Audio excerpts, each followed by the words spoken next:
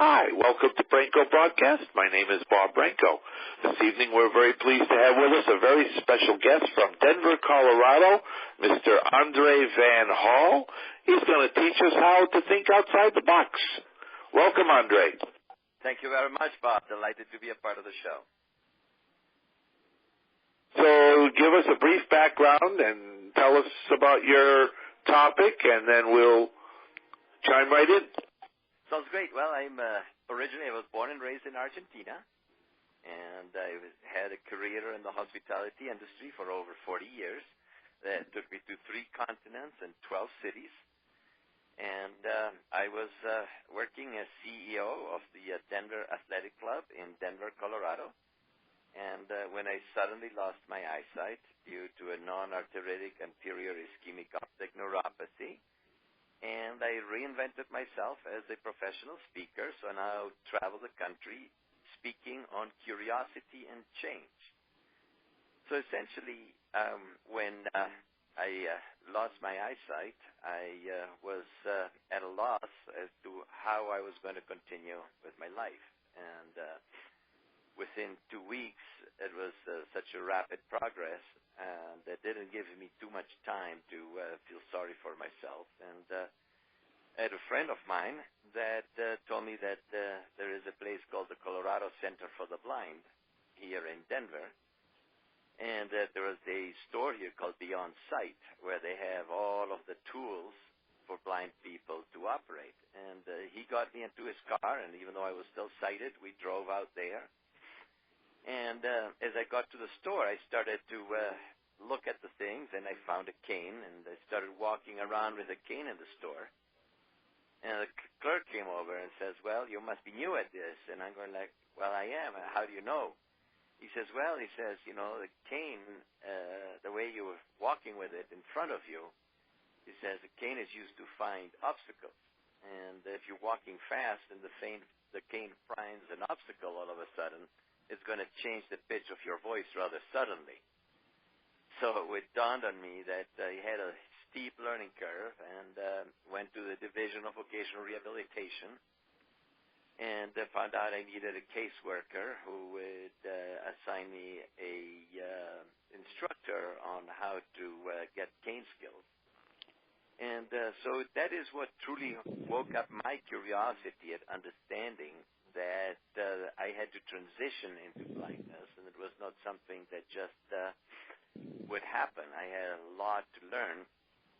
And so through the help of my friends and my support groups, I was able to transition into it and learn it. So what I do now is go around the country and telling people that through the curiosity that was awakened in me, I was able to transition into this massive change in my life. So what the key point I make is that change is not the enemy, but our attitude towards it is. So my change, of course, was blindness. And I was totally ignorant about blindness. I had no blind friends. I had never known somebody blind. And I was prejudiced. And so the thing is, when you are in those situations, I think that there's a difference between judging and assessing. So when you judge a situation, you're using your prejudices and your preconceived ideas. And that's where I was. I was using my prejudices about blindness and my preconceived ideas about blindness, and I didn't understand that I would still be the exact same person, but just without one of my senses.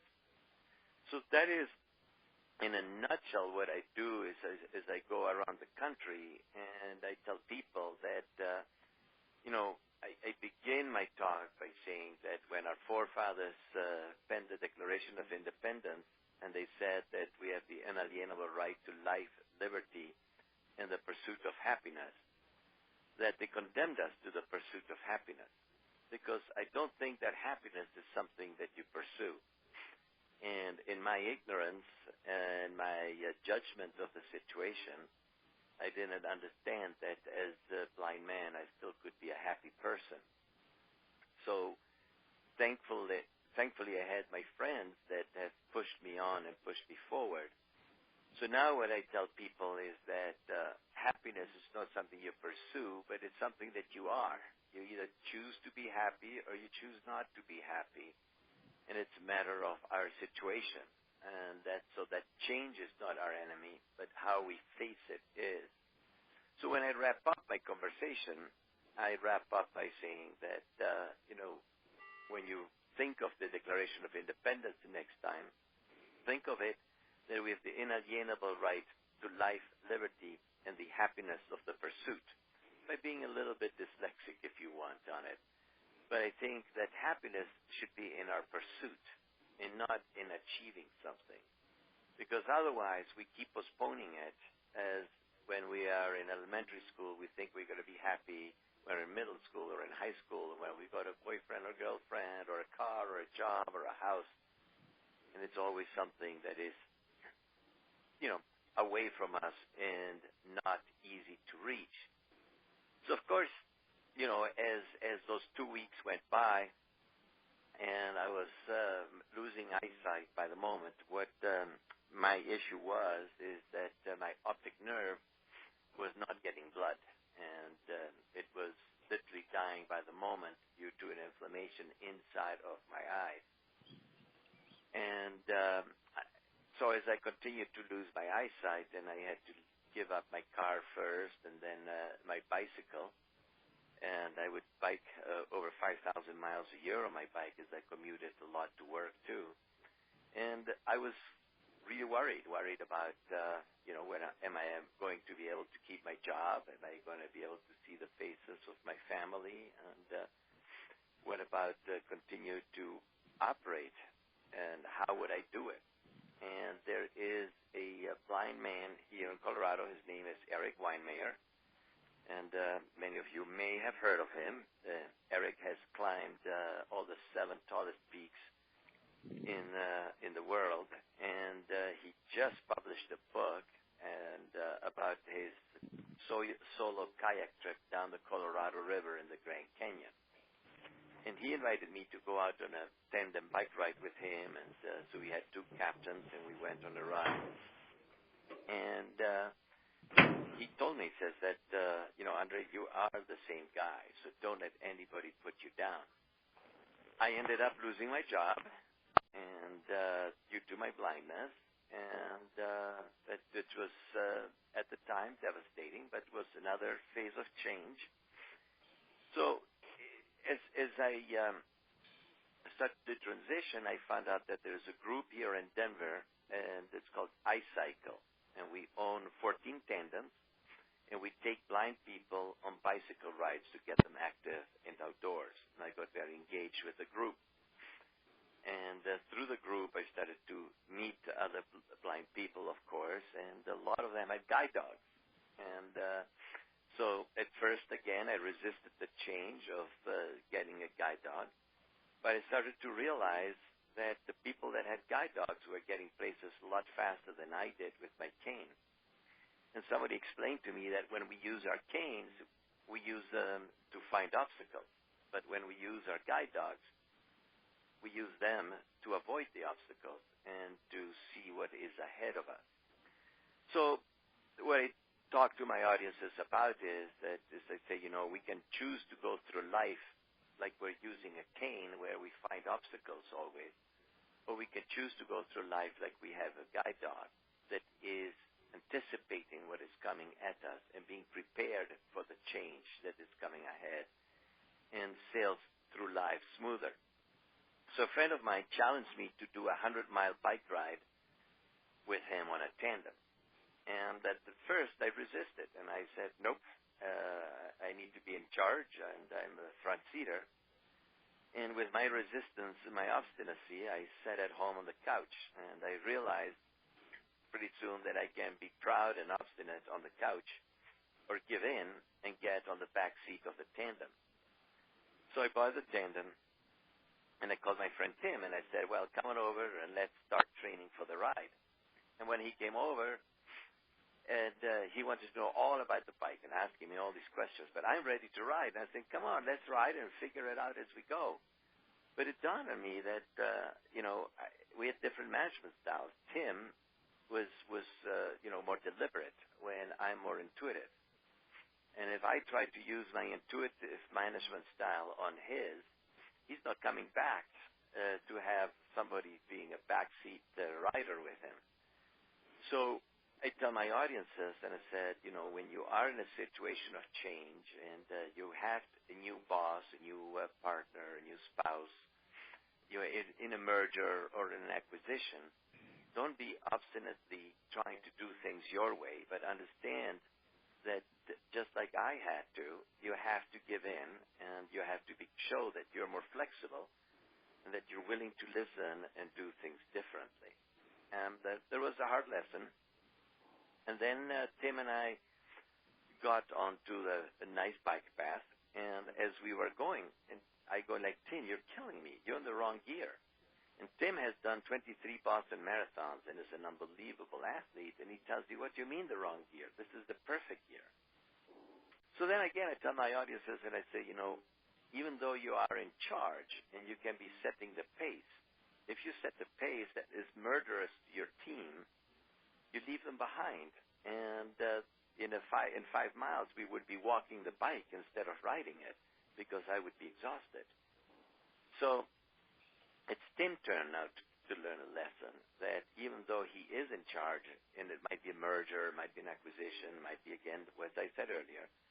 And so Tim had to listen to me. And I think that for teams to work together, just like I work with my dog, I have to sense what my dog is doing, and my dog has to sense what I want so that we can work together. Tim had to do the same. So in our lives, we have to do similarly, and we have to work with the people that work with us, and even though we might be in charge. So then we kept on riding, and we got to this dam that we had to ride over, and Tim and I argued all the way to the top on what gear we needed to be. So I tell people, in life, just as sailing gets smooth and everything is going well, there's always going to be a Chatfield Dam that you've got to climb. For me, that was losing my job after losing my eyesight, and then being diagnosed with cancer, and then the cancer metastasizing. So I say that is one, it went from a dam to a 14er. A 14er is what we call the mountains here in Colorado that are over 14,000 feet tall. And of course, then it became an Everest. So I say that just because you're in one crisis, you're not protected from entering into another crisis. And that it is not the universe aligning against me.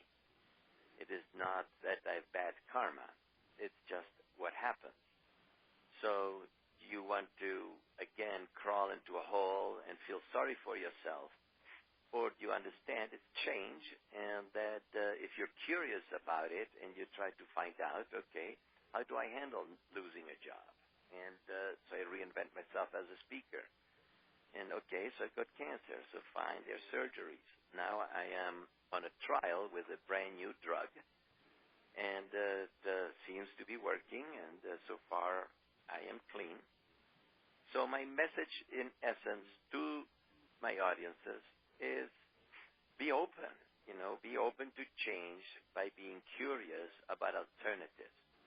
Don't judge the situation. And that's something that the Forbes magazine did an article on Pope Francis. And they said if we brought the 12 leadership principles of the Pope into the boardroom, what would they look like? And the one that I zeroed in on was the one where he says, don't judge, assess. And, of course, I talked about it. But, when Steve Jobs from stage announced that he was introducing the new iPhone, and BlackBerry, that owned the market. They were the king of the mountain. The whole world, everybody used BlackBerry. BlackBerry was curious about the iPhone, and they bought it. They took it apart. They formed focus groups. But everybody had already a foregone conclusion. I was one of them, that we all like our buttons. We liked the keyboard on them, and it was sensory, and it helped. And they completely misjudged the iPhone. They said Steve Ballmer, who was the CEO of Microsoft at the time, said that the iPhone is an expensive bauble. that Apple does not know telephony. And their curiosity stopped there. And therefore, they ended up paying the price of not taking it to the next level. And it cost them the entire market. And this was only 8.5 years ago. It was, 9.5 years now. And it seems like yesterday that Steve Jobs was introducing this unbelievable tool. I'm assuming all of the people on the call use the iPhone and VoiceOver because it has made our lives so much simpler. So, Bob, I think in a nutshell, that is the key part of my presentation. I don't know if you want me to continue or if you wanted to open it up now to more open questions. Well, let's see how it goes. I'll have people ask you questions, and if you want Andre. Yes. Yeah, I think that was a great presentation. I love your philosophy about the happiness of the pursuit. And I think you had great mobility because I've never heard the cane and the dog issue explained so eloquently. And I'm just curious how long you've been blind. And I think it's what you said about attitude and thinking that way is very important. And having that support, I think, is important, too, because you said you had the support of your friends. And I think that's awesome. And I wish you good luck with cancer. Well, thank you. Thank you very much. So this all happened 5 years ago. Wow, okay. So I'm a newbie. I'm still learning. Oh, we're always learning.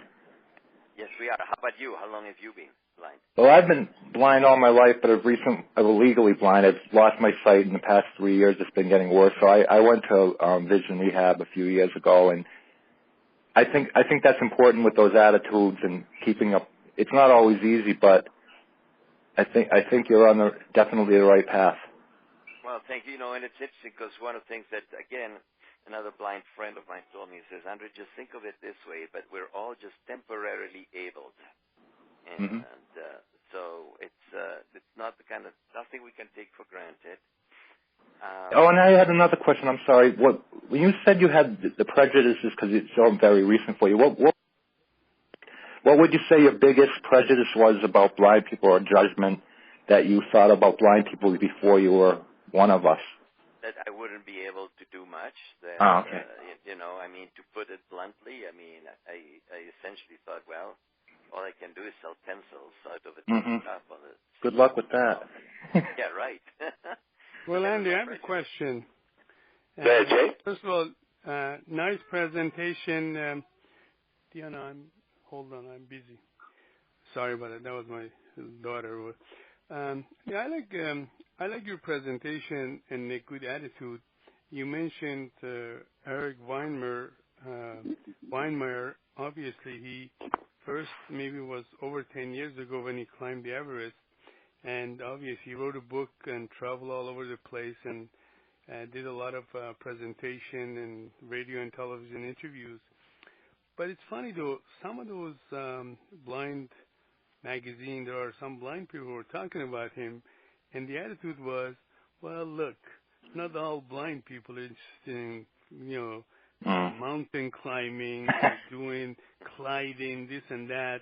Obviously, they are interested in very simple things, maybe go to college, finish education, get a job, that thing. And then they also said that, obviously, he didn't come really try to sell stuff to blind. He was just out all the time trying to tell the sighted community what he did and what he could do and all of that. So I wonder if you like to, I like to hear your version of some of these attitude blind people when it comes to these things, because not every blind person are athletes, or even some of them not even interested in mountain climbing. I know some blind people even went of skydiving and all of that. I know a friend of mine in Virginia who did this, and then so I said no, I really wasn't interested in that. So let me tell you then, I think, his thing is now he's got an organization called No Barriers. And so his point of climbing Mount Everest, Kilimanjaro, Aconcagua, all of those Denali, is to prove to the world that regardless of what your situation is, if you set your mind to something, and so what for him was his Everest, for another blind person might be to graduate high school or to be able to go to the store and buy stuff, So his thing is there should be no barrier to stop us from achieving what we want to do. And it's a little bit of what I try to make my message, and that is that as long as you're curious about alternatives and about how to do things differently, that we ought to be able to do them, and that society needs to understand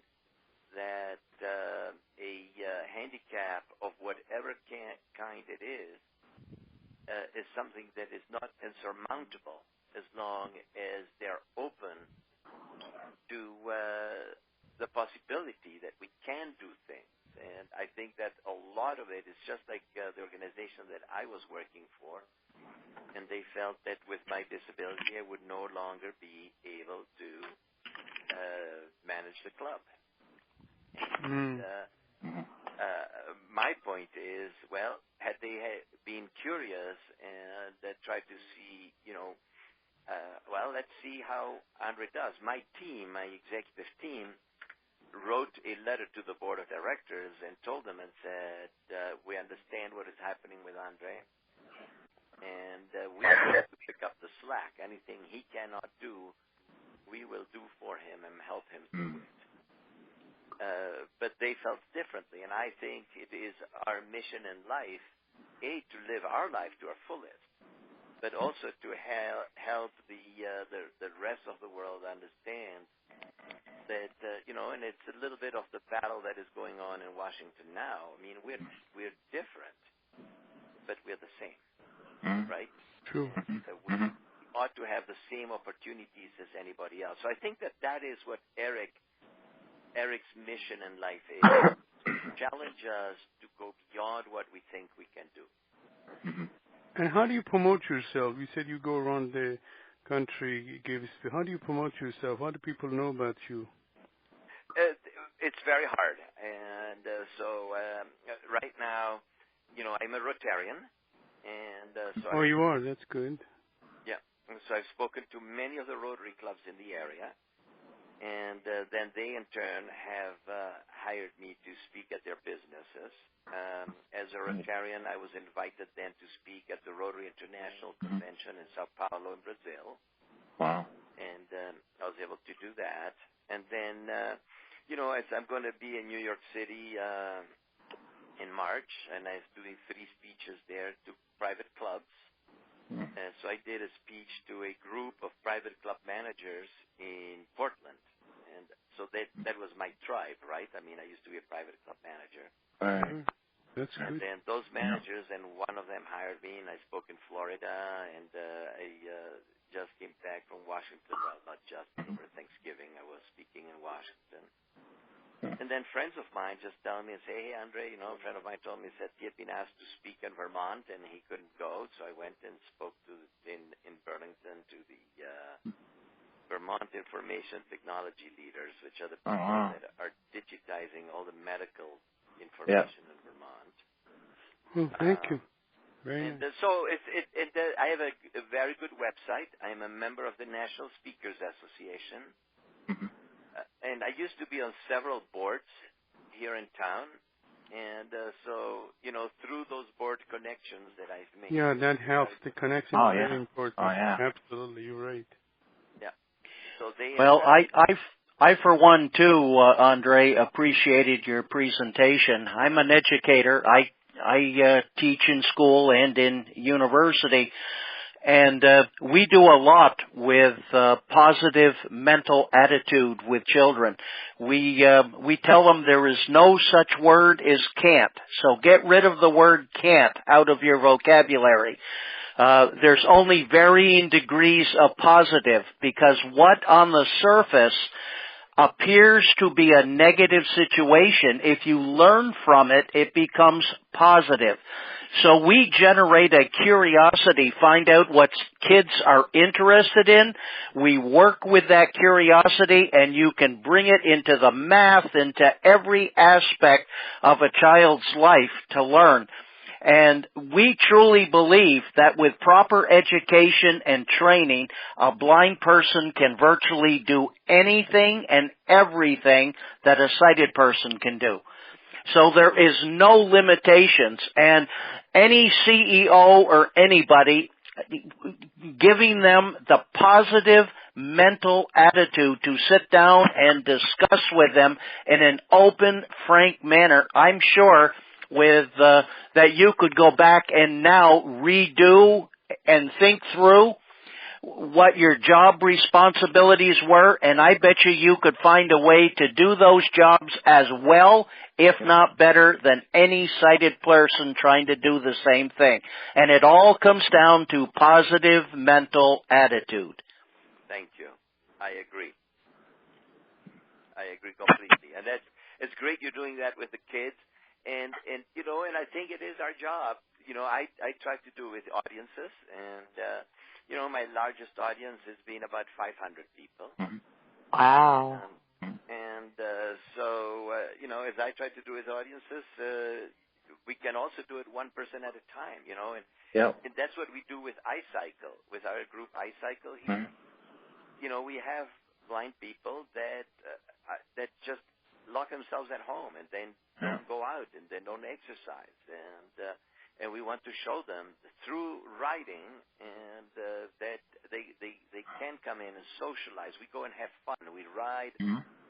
You know, we go to restaurants on our bicycles. We let them know in advance that we're coming, and so we have fun. And we do. You know, we have done big rides. The Lions Club in Cheyenne does a 100-mile bike ride. And we take a trailer that we own, and we have a lot of great volunteers, and we put the tandems on the trailer, and we go and do that ride. We did a ride called Pedal the Plains, which is 3 days of 400 miles in the plains of eastern Colorado. And we're showing the blind community that to get active and believe in themselves. Yeah. Well, people who know me, Andre, know that I am a stickler for blind people to be the best possible person they can be. And I expect blind people to dress appropriately because we're on public display all the time, to go out and be shaven, not look slovenly. That when you're in a restaurant and so forth, that you have the proper skills to cut your own meat, butter your rolls, and do everything to care for yourself without asking a waitress to do it for you, because really all you're doing is perpetuating attitudinal barriers by not being the best possible person. And people who know me know that I am a stickler for this, and a lot of people criticize me because I am very, very critical of other people who don't care about how they look or about being a positive role model for other people. I really think that as a successful blind person, you have an obligation to be a trailblazer for other people coming behind you. Thank you. I completely agree. But I do believe that it is okay to ask for help when you need it. Yes. I agree on that. You know, like boarding a plane, and I do a lot of that. You know, and so I like pre-boarding, and so that my daughter and I can settle down and get to our place. So I think that some of those small things that are out there to help us. That is, you know, it's interesting, but part of my talk, I say on how just before I went blind, in our Bible study group, we have been talking about what is humility. And one of the definitions that I like the best is the ability to ask for help. And that is not for a blind person, as we're talking that at the time I invited. Everybody. That humility, ability to accept help, and I was too proud of a man for help. And I was only making my life that much harder. And I think that all of us, everybody in humanity, right now we have immigrants from Syria and other places. They need help, and they're asking for help. And I don't think they diminish themselves by doing so. And I think that it's only a human thing to reach out and want to help people. Well, I guess the point I was making is that I really hate custodialism. Vermont Association for the Blind here in Burlington, when they send out these little fundraising booklets to show the different people that have given money as a way of generating money for their organization, they say, when you see a blind person at a table, ask if you can butter their roll, pour their milk, or cut their meat. What I say is, why assume that we can't do it? As if you need the help, you'll ask for it. But anything that breeds custodialism, you will get me jumping up and down faster than anything. Amen. I have to say, this is Karen. I don't mean to, I hope I'm not interrupting anyone. Go ahead, Karen. But I just wanted to say, I liked your message about for being flexible and not judging, and speaking of Pope Francis, and how his one thing is not judging people. I'm Catholic, so I, familiar with that. And I also wanted to say that sometimes, not every blind person, and I have a friend, I do things for her because she is able to do some things, but she has problems with her hands, and she's not able to butter her roll sometimes when she's out, or able to, do certain things. So we have to take that into consideration, that everyone has different abilities. Yeah.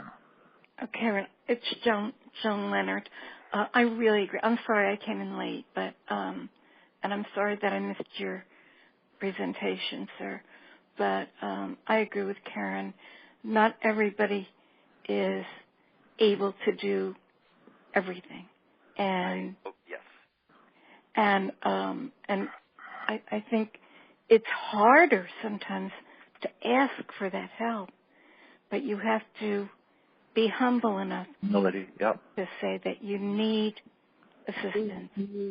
And one of the things that it does for sighted people is that they know that you're not superhuman. They either think that we as blind people are super stupid or superhuman, and we're not. Maybe some of us think that they are, but I'd like to hear your reaction to that, Andre. Well, let me put it this way. So if you are in an airplane and you're 5 foot tall and you're trying to put your luggage in the overhead bin and you can't reach it, so that your issue is that you're 5 foot tall. You're sighted, you're able, you can do everything, but you cannot reach the overhead bin. Yeah. Is it wrong to ask that lady that's standing next to you, who is 6 foot tall, to put the bag above you? No. And most people are glad to do it. Right. Yeah. And I think that's it. I think that in general, people are, I agree that, when I was in Buenos Aires and speaking down there, and just about invariably, when I would stand at the corner, I didn't have my dog because I didn't want to travel long distance to Argentina, and there's too many stray dogs, too long of a story, and bring the food and blah, blah, blah. I was with my cane, and I'm standing in the corner. Just about invariably, people would grab me by the I hate that. or whatever. Yeah. And I thought people were pushing me into the street. I'm trying to concentrate on when can I cross. Yeah. People are grabbing me, and that I found disconcerting. Yeah. Well, that is. But then, like, for instance, I was staying with my sister, and she lived close to a bakery. And every morning when I would go there to buy the fresh bread in the morning, I would arrive, and it would be full of people. And then the lady from the counter would say, make room for the blind guy, let him come to the front. Everybody so was aggravated. And the language that they speak. Yes, but you know what? The intention, the thing is the intention to put me down, or is the intention to be helpful? Yeah, it's attitude, Yeah. And in its attitude. And in my humility, I've learned to accept that, and I thank them very much. And then if I can help someone else, I'll help someone else. Like, for instance, when I speak now, I have people coming over to me and saying, "Oh, you're so good with your technology, and I've got a brother, or I'm going blind." And I don't know how many people I've now helped, to use technology. Yeah. And I don't do it because I think I'm better than they are. I do it because it gives me huge satisfaction to be able to help someone, and they help me. And too. Right. Yeah. It really does. So does that answer the question? Andre, this is Lauren. I think you have a great attitude and philosophy on life, and I'm just very impressed with you because you just get up and do things and just and you don't compare. You just do it, and you do it because that's what you want to do, and you respect other people for what they can and cannot do. And I have a question for you. You have a dog. Where is your dog from? GDB. Guide Dogs for the Blind, out of San Rafael, California. Okay. What kind of dog is it? He's a yellow lab. His name is Pelham. Pelham. Pelham like it is. Yeah, and he is 6.5 years old. Aw. And he's magnificent. Does anybody else have a dog on this call? No. Not yet. I have a pet, but not a seeing eye dog. Well, the way you were talking about the dogs compared to the cane, like you said, it was just so well put. Yeah. I loved how you did that. I had 4 dogs. I don't have a dog right now. And I have, the dog that I do have was my husband's. And he's, Zeus. He's a cross between a black lab and a golden. But I had 4, all from the seeing eye. And, I'm gonna go back to get another one, but I don't have one right now. But they're wonderful. And I had a yellow lab named Nectar, and she was a sweetheart. Oh, that's good. And I tell people his dogs are unbelievable chick magnets, too. Yeah. Oh, yeah. Yeah. Excuse me. Yeah, they talk to your dog. They say, "Oh, what is this dog?" Jeff, you have a question. Go ahead, Jeff. Yeah. Hey, Andre, now did you meet, like when you were at the Colorado Center for the Blind, did you go through the National Federation of the Blind? Because they run one. Yes, no, I did not go to, my friend gave me all the information on CCB, but I ended up not going. They wanted me to go there for 6 months, 8 hours a day. And at the time I was fully employed, so instead I went to BVR and learned the cane skills only. That's the only training that I got was cane skills. And I went to the Apple store, and at the Apple store there was this woman, Melissa, and Melissa was their trainer on voiceover. And Melissa, it was unbelievable. And she showed me voiceover on my Mac, on my iPhone. It launched me into being independent on the computer. Yeah. So no, it was not. And I am a member of the NFB, and the chapter that I belong to meets at CCB, and we store our tandem bicycles at CCB, the Colorado Center for the Blind. But I did not go through their program. Yeah, their program, from what I understand, they want you to think in the Federation way, like say if you lose your sight. Yes, but I tell you what, I think the Federation is coming around. Last night we had a conference call for guide dog users. And, NAGDU. NAGDU, very good. Yeah. And so it's great that the Federation is now starting to open up to the idea that guide dogs are a good tool. I didn't know they didn't. I think they have for a long time. They have, but it's they've loosened up. I mean, their philosophy is that we shouldn't depend on anything but our cane. And, well, you're depending on something if you're depending on something. Yeah. Yeah. The long white cane. The long Works for me. Yeah. Yep. Yeah, well, see, everybody's different. I mean, some people it's better with the dog, and some people it's better with the cane. So, you have to go by what's best for you. Mm-hmm. Absolutely.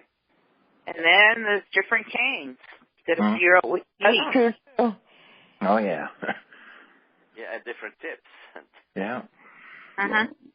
Well, when I was at guide school, we had a lady that was there with us, and she was there for, it's 2 weeks training now. Mm-hmm. And this one was there with us for about 8 days, and on the 8th day, they told her, look, you do not have the character and personality to own a dog. And so she ended up going home without a dog. Mm-hmm. How do they determine whether you have character or personality to own a dog or not? You've got to be able to give the dog commands and get the dog to obey you. Mm. And she was trying to be. She wouldn't give good commands, and she was too soft-spoken. Oh. So the dog was doing. Even the dog was a good dog. The dog was disoriented because she. It's a team. That's what they call it. They call it. Uh-huh. Yeah. Well, my yellow lab, I ended up with her because a woman, had come there to the seeing eye and was matched with her, and I don't know why they gave a reference that she could do it, but she didn't know anything about mobility or anything, and they sent her home, and that's how I ended up with Nectar. So I said, well, it was meant to be. It is. There's a friend of mine here, and she's also fairly recently blind. She was very gradual, but now she truly cannot see anything. But her mobility skills are so bad that when GDB came here to evaluate her, they told her until she improves her mobility skills, they won't give her. That's the main thing is the mobility and orientation. Yeah, if you don't have mobility, you have no skills. No, and you put the team at risk. Yeah, because the dog goes through a lot of training, and the dog's like, what am I supposed to be doing now if you don't know how to direct them, Right. Uh-huh. Yeah.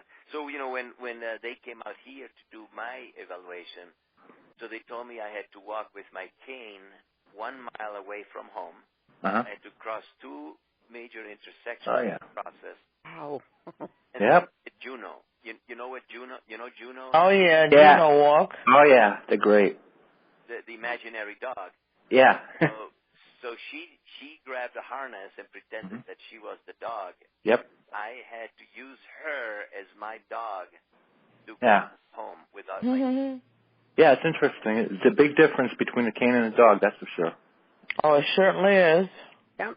Well, and it's like, it's, if you're in a hotel and the clerk tells you, well, it's the 4th door on the right. With a cane, you can find the 4th door on your right. Yeah. Easier than you can. Can't tell the dog 4th door on the right. That'd be great. No, you have to be feeling with your hands. Yeah, that's true. Yeah. Yeah. I don't do Braille. I don't know if you all do Braille, but I do. Yeah. Yeah. Grade 1 anyway. I do. Grade 1 and 2. Yeah, you're good. Any other questions for Andre?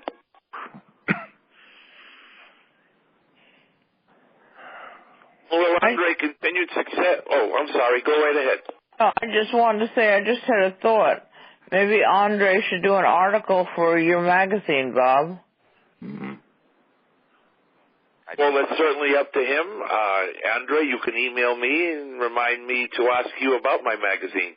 Also, Andre, I would like the contact information, if you don't mind, of Eric. I'd like to have him come on. Sure. I'll give you his information. Just send it to me.